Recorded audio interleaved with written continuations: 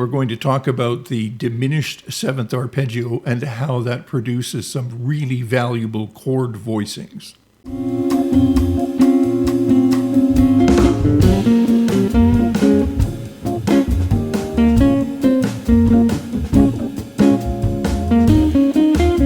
My name's Lloyd, and today we're going to look at the diminished 7th arpeggio. The diminished 7th arpeggio will also lead to diminished 7th chords, and we're going to go through three common shapes of the diminished 7th chord.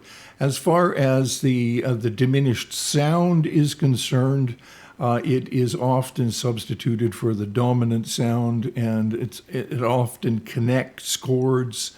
So it's really, really important. But today we're going to stick to the simplest way that I know of to get to some of the more complicated aspects, and that is to just stay with the basic diminished arpeggio and some of the chords that it yields. And that arpeggio would be always in minor thirds. So a minor third, a tone, and a semitone.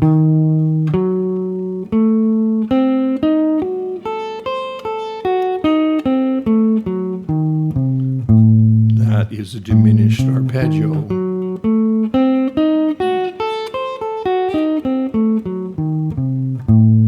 And that's something that you should get underneath your fingers. Okay. Now, because the diminished arpeggio is made up only of consecutive minor thirds, there is no hierarchy. There is no harmonic hierarchy. All the notes of a diminished arpeggio are root notes. So this can be called an A diminished arpeggio. It can be called a C diminished arpeggio. It can be called an E flat diminished arpeggio or a G flat diminished arpeggio. And the same thing will hold true for every arpeggio. Now, when you put this is sort of interesting. This is more in the realm of fretboard mechanics. When you put your hand down on the fretboard, you'll notice that the distance that you have between your fingers here are minor third distances, right? That's a minor third. So if I move this arpeggio from here and up a minor third and play exactly the same fingering,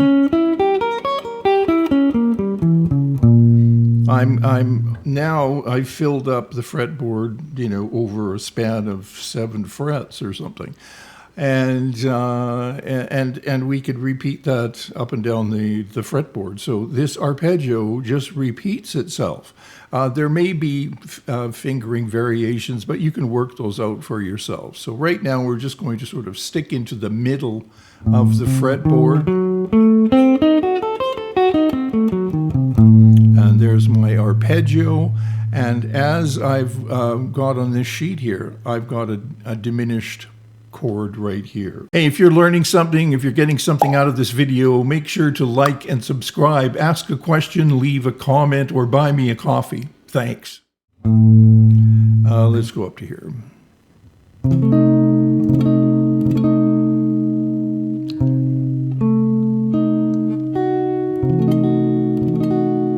And all of those notes are right under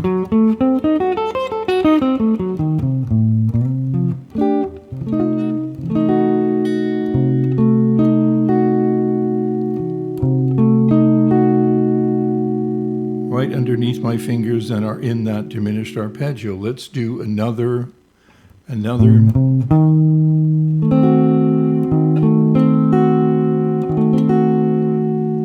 this is right within that.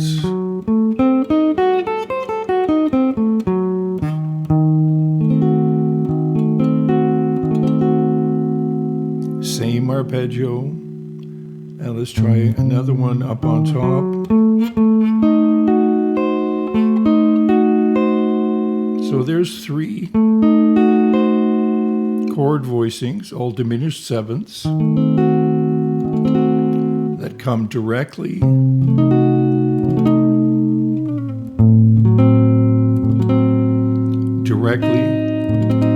out of that diminished 7th arpeggio. All right. Now, since the arpeggio is made up of minor thirds, consecutive minor thirds, of course, so is the chord. So is the diminished seventh chord. It may be voiced differently, but it's still made up of consecutive or minor thirds, not necessarily consecutive as in the arpeggio. So here's something to think about. So if I play a diminished seventh chord,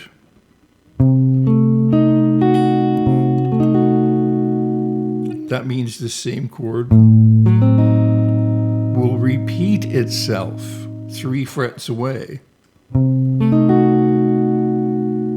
And here is another minor third. And that was, see, just minor third away, minor third away, another diminished, minor.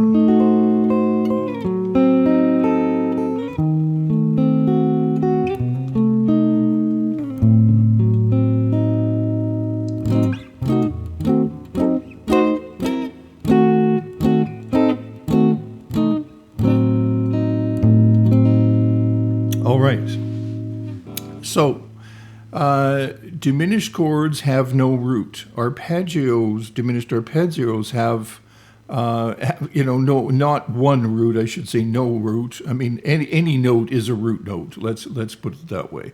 So any note is a root note, and the same thing will hold true for the diminished chords that I just played. Now, how could these chords function? Let's just take a look at the function of some of these chords. Let's say we're in the key of C major and we're playing a 2-5-1. 2-5-1. Now, instead of using the G7, right, I'm going to play a G7 with a flat 9. I should mention, you may know this already, but the top 3 notes of a seventh chord are going to be a diminished chord. When you take away the root, you end up with a 3-note diminished chord. Now I'm taking it and making it a 4-note diminished chord. And that chord now we know repeats itself. This you could take that down to here. Right, and you could take that down to here. I'm just using these same 3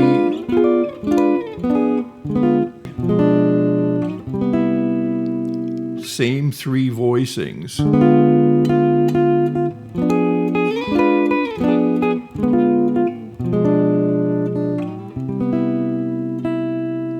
And we could use this this voicing here.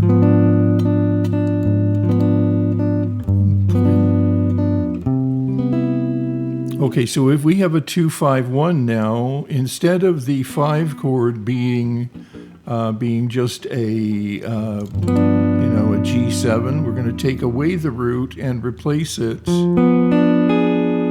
with a diminished chord, giving us a flat 9.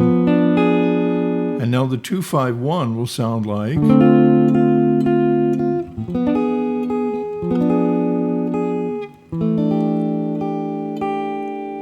And because that chord repeats itself, we could do this.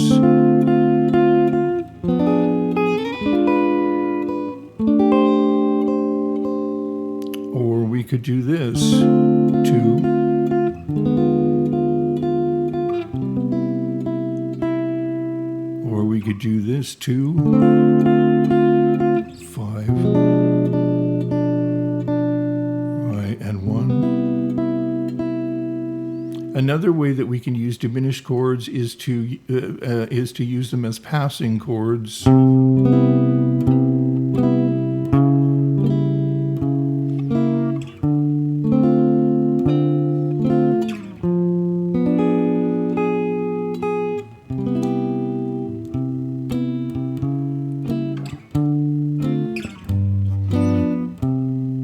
Heard that a million times. How about passing from the 2 to the 3?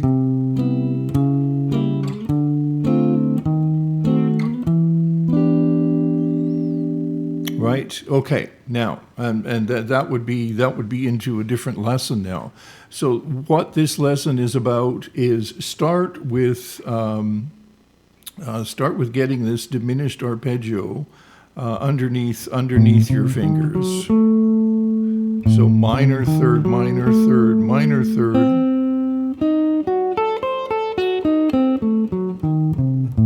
Then start incorporating those three different voicings into simple chord progressions. And then the diminished chord would take the place of the 5 chord.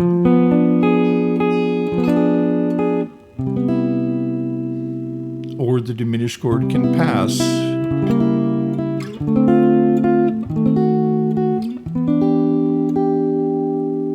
Right, so we have one diminished chord with, we can think of it as the lowest note on the 6th string, lowest note on the 5th string, lowest note on the 4th string, and that'll give us a good start with getting an idea of how we might use diminished chords.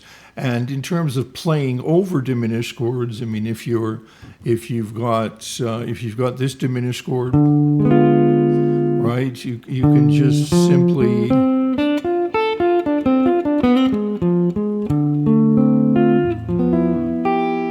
play a diminished arpeggio, right? And that'll give you a good start and give you a grip on how to think of diminished chords and how to have something underneath your fingers that maybe helps make sense out of how diminished chords fit together. Okay, I hope that was helpful, and